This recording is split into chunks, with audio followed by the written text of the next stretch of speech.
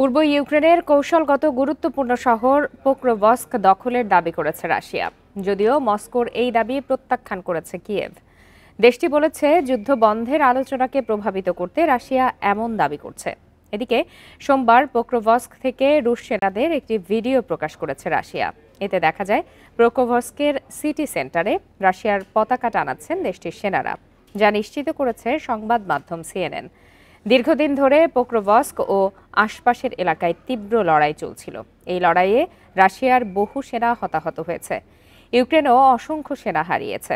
শহরটি সড়ক ও রেল যোগাযোগের গুরুত্বপূর্ণ হাব হওয়ায় এটি দুই পক্ষের জন্যই অত্যন্ত কৌশলগত ছিল। এছাড়া ইউক্রেনের আরও একটি শহর দখলের দাবি করেছে রাশিয়া।